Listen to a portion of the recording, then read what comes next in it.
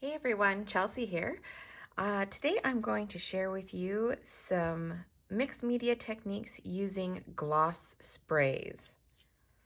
So lots of fun techniques, lots of fun stencils being used. Let's jump into it. So first off, I'm going to share with you one of my favorite techniques using the gloss sprays. Now, they are a paint base in here, so not like your regular mist, which is a water base. This has an acrylic base to it. So once you spray it, it is permanent, and it's also transparent. So here I have a tag that I cut out of white glitter paper. Any light colored glitter paper will work. And I did all the spraying and stenciling on top of it, and it just looks beautiful. So I love that these are transparent, and it's also something to keep in mind as you're layering them. So I have a tag here. This one is actually cut from ballerina glitter paper. So it is a light pink with like a green reflect in it. And typically when I'm spraying these, because they do dry permanent, I like to put them inside of a box. I'm not going to now because I'm filming and it's hard to get my box into the setup, and I want you to see what I'm doing when I'm spraying. So just want to give them a good shake. And then I'm going to mist, and you can still see that sparkle coming through, which is awesome. This is Cheddar.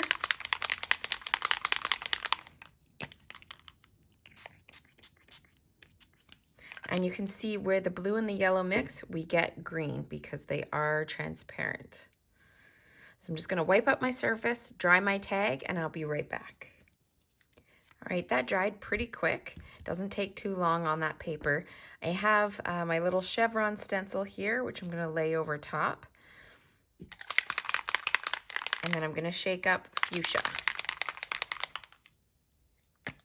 Now when you're spraying through a stencil, you want to hold it up your mist about 6 to 8 inches, and you want to do light, even strokes. You can see I'm moving quite quickly, and then I want to remove my stencil right away so that it doesn't have time to seep around the edges and kind of make my design get more blurry. I'm going to clean this up. You could pick this up with spare tag, scrap piece of paper, and use it for something else. But for purposes of demoing, I'm just going to keep it moving and just wipe it up for now.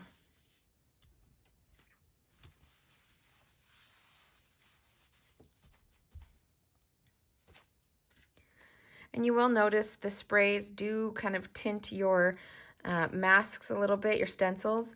But I figure they're tools, and as long as it doesn't keep them from working properly, it's not a big deal to me. You just want to make sure that you do wipe it off your stencil right away because it will dry permanently on there. And there's our tag. Now you can see this one, I was a little bit heavier handed than I was with my sample. My sample is a little bit crisper, and that's just because I used less of the gloss spray on it. I got less liquid on there.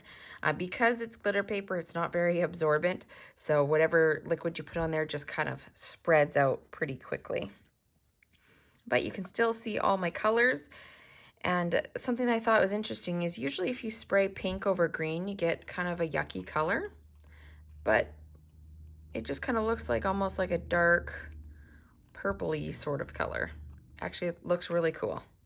So I also keep in mind that this one is over white glitter paper and this is over the ballerina. And I think they look pretty similar.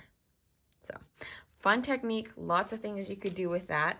I actually have a Christmas card here that I made using that technique. So my panel here in the middle is cut with a stitched rectangle die. I misted it all over with the turquoise spray, and then I sprayed through the stencil with the Ocean gloss spray. My die cut snowflakes are embossed twice, like 2 layers of silver embossing powder. And then the Deck the Halls is from the new Comfort and Joy card making stamp set. And then this little bit of ink splatter. It's one of my favorite things to do with these gloss sprays. I used the turquoise again, just pulled out the wand and splattered it. And I just love the artsy look that gives you, so quick and easy. And lots of shimmer. Okay, for this one, we are going to be spraying onto watercolor paper. It is my favorite thing to use with the gloss sprays, just because it handles all the liquid really well. And I find they stay a little bit glossier than on regular cardstock. Sometimes on like White Daisy, it will soak it up a little bit more. This, I find it stays on the surface and retains a little bit more of that shine. So I'm just gonna put a stencil over top here. I'm going to shake up the Ocean and the Night.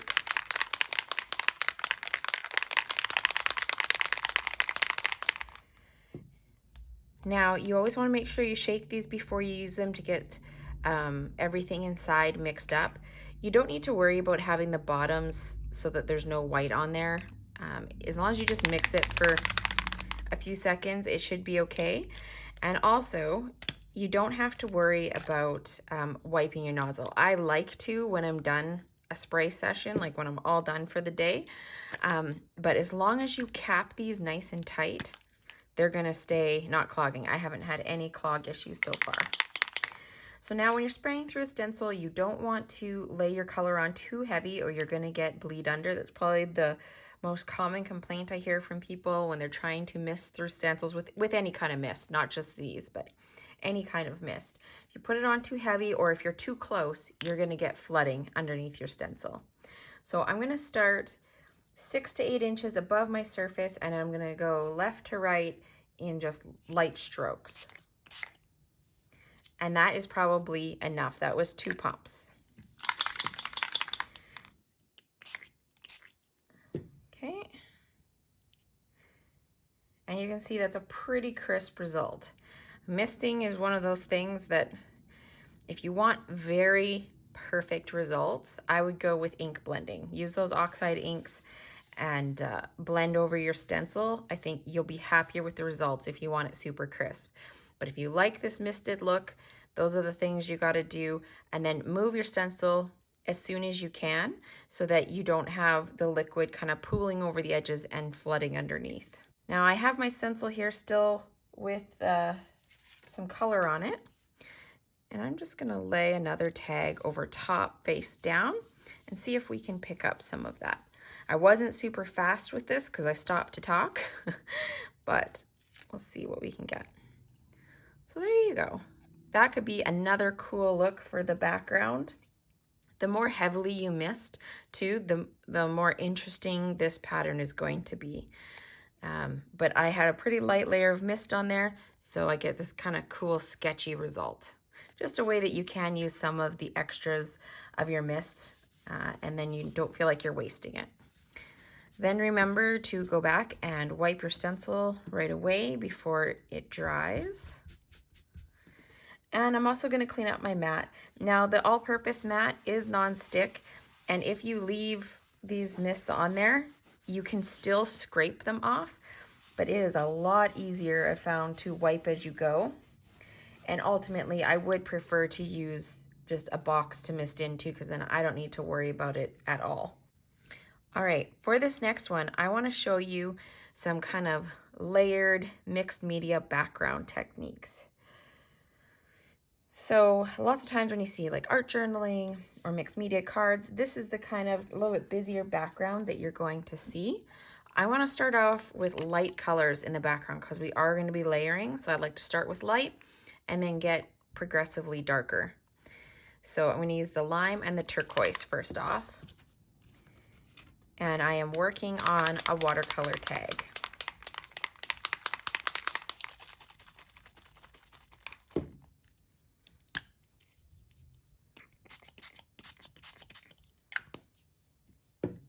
Now, because I'm not spraying through a stencil, you can see that I'm putting a heavier coat down, and that's okay.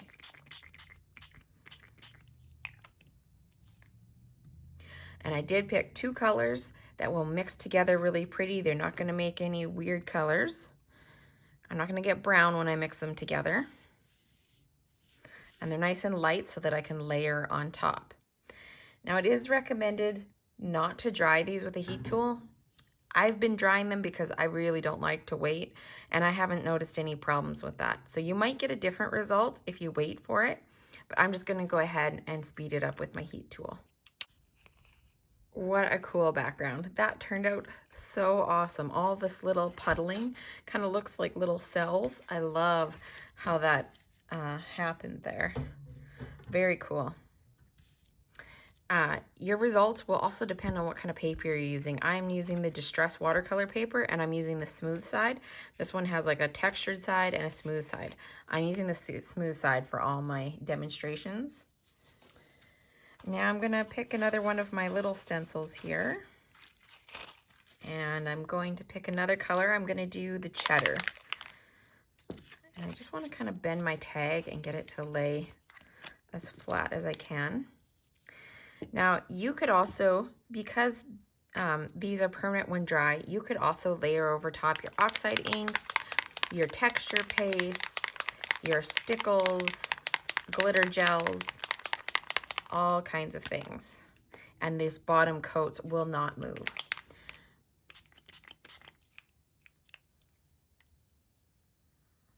There we go. So you can see how I'm just adding little bits, and I want to leave some areas without the pattern.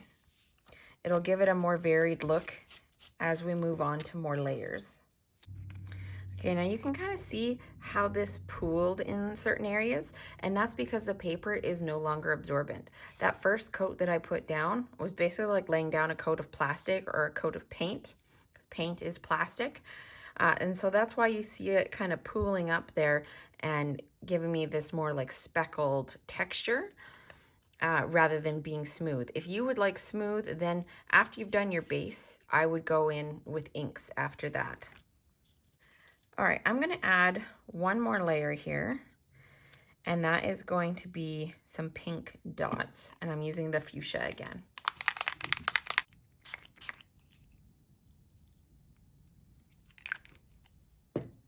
Okay, so you can see here how I've added more pattern, not all over the whole piece. So when you're thinking about layering up stencils, try and layer in different areas. This is a very small canvas, so it's hard to leave enough blank areas. But if I was doing this on an art journal spread, a scrapbook page, even a larger card panel or something, you just want to add bits of the patterns in different places. And also you can make them different by having heavier in some areas and lighter in other areas. You can see because it's a spray, you have those little tiny polka dots up here that are just really light and faint, and then you have the heavier, darker ones where I sprayed most of the mist. So this is where I stopped with my sample one. I also want to show you mixing it up and just adding some of your inks in. So I'm going to grab one more here. I'm going to grab this little chevron, and I'm using Peacock feathers, and I'm just going to kind of pounce and twist it on over this stencil. So you see what a more crisp pattern I'm getting with those inks, because there's no moisture. There's no water that you're working with.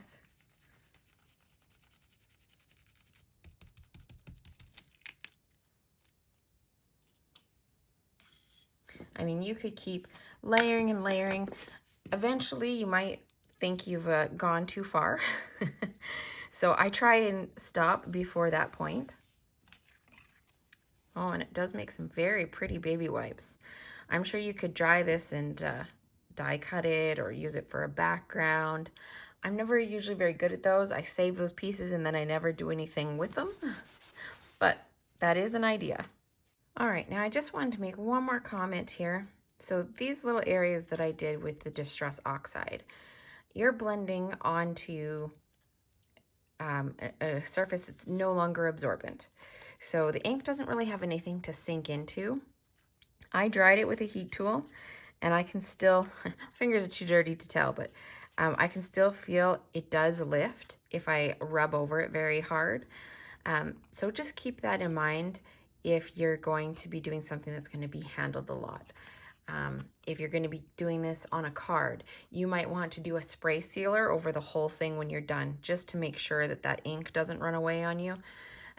You don't really want someone opening your card and coming away with inky fingers. So just keep that in mind, but I love how those layer together, and you can get some really fun looks with this technique. So here's a card that I made using some of this layering. I sprayed my background with the mists, with the gloss sprays, and then I added some stenciling over top. I did add some yellow stenciling in these couple of corners here, but it's pretty light. It doesn't stand out so much over top of that blue because they are transparent. I heat embossed these flowers. I stamped here in black, and then I used the Night gloss spray to do the flicking there. And if you're wondering about flicking, I'll grab a little tag here. So all I do, grab my spray, unscrew it, use the little mister, and I just tap it with my finger. If you want, you can get like a paintbrush or something and tap against your mister if it's hard for you to use your finger like this. But this is one of my favorite ways to add just a little something. And, you know, you can use the different colors. And since it's already liquid, you don't need to like take ink and mix it with water and then use a paintbrush to splatter it. It just makes really fun, easy, fast splatters. All right, next technique, I'm going to show you using the Distress Oxides with the sprays and how you can do a resist. So I have another watercolor tag here.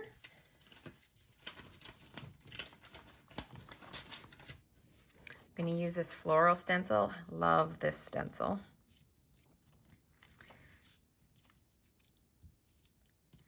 And then I'm just going to use the Cheddar. You could use whatever color you want. So very light sprays. Got a pretty clean result. All right, I have cleaned up my stencil and I also used my heat tool to dry this. And while I was drying, I thought of something that I should mention to you. Lots of times when you're doing mixed media things with wet media, you're gonna get some bending on your paper. Even if you're using watercolor paper, that is inevitable. Some things that you can do to help with that is when you're drying, flip it over and hit the backside with some heat too. Sometimes that helps pull the paper back the other way. You can also use like washi tape or painter's tape and tape a piece down to your table or a clipboard or something. Do your wet media, let it dry on that board, still tape down, and then peel it off. The problem of doing that with these sprays is those sprays will dry pretty good to that tape, and I'm thinking you might have problems pulling it off, so you might have to trim down your panel. Plan to make your panel bigger than what you actually need. Another option is you can either run the finished pieces through like your Cuttlebug machine or lay it under some heavy books after it's dry overnight kind of thing. I've even heard you can put it through a laminator or a Mink machine, and the heat and the pressure will help flatten it out, as long as it's not a very like dimensional piece. But there's some few things you can try. A lot of the times I find as long as you keep your layers light and you don't really like add a ton of water or a ton of moisture to your paper, you should be okay. And just putting under something heavy should help flatten it out for you. And then if it's going in a page protector, like a scrapbook page, the pressure of it being in a page protector and sandwiched in an album also helps. So I'm using Peacock Feathers again. This is my favorite oxide ink, I think. And then I'm just gonna blend over top.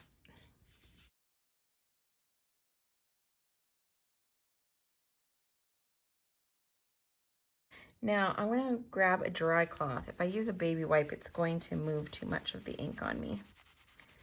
So basically I'm just wiping off the extra that's sitting on top of that resist from the sprays. And what's really cool about this is all that texture. So you can see towards the edges where the spray was lighter, you definitely get some speckling in there. And you can still get that gloss from the gloss spray, which is nice. Okay, next I want to show you something that happened completely by accident. Now, this isn't involving stencils, but I just had to share this with you because I was kind of going through all my different papers and spraying on the gloss sprays. And when I used the new pearl paper, I couldn't believe the result that it gave. So this is the pearl paper. You can see it's very smooth. It's very shiny and pearly. The camera doesn't even do it justice for how shiny that is. And all I did was spray on top of the paper and then I let it dry. Now, this one I had already die cut the tag, and you see how I have this heavy section right here? I would let your spray settle and then just dab that up with a baby wipe or a paper towel or something so you don't end up with a heavy section where it's all collecting. This one I sprayed a bigger piece and then I die cut my tag out afterwards. I kind of picked my favorite area of the piece and then die cut it. But isn't that so cool? I love how it interacts with this paper. So I wanted to bring this up because it does matter what kind of paper you're using. You can get different effects from different mediums depending on what paper you use. So maybe you don't like a certain technique or a certain product on a paper that you're using it with. Try some different papers. Try some pearl papers, try metallic papers, watercolor paper, different kinds of watercolor paper. So just kind of keep that in mind. It's not only what you put on top of the paper, but it's also the paper that counts. So I'm going to show you, all I did was spray on here. It's nothing like revolutionary or anything, but I'm going to use turquoise, cheddar, and fuchsia. Those are the same colors that I used on this one, and this one even has some ocean at the top, so we'll see. I might spray some ocean on too. I am going to spray pretty heavy since we're not going through a stencil and I want this kind of puddling action. You can see where those two meet. They are mixing and making green.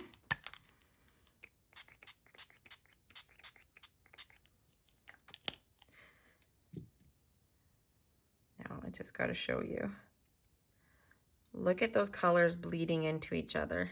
Isn't that gorgeous? So the pattern is only going to show up as that tag dries. It's going to take a while for it to dry, and then you will see this really cool kind of crackly pattern. And of course, I had to do a card using this technique. So I sprayed my pearl paper first, let it dry completely, and then I ran it through in one of the new dyes. Isn't that just gorgeous? And then I just stuck that to a white card base. This is the pearl paper with the birthday hello stamped in Archival ink. And then I just used a vellum circle just to add another layer to that without adding any more color. I tried it with black and it was just too harsh. And then I just put some little sparkles on here and boom, you have a card.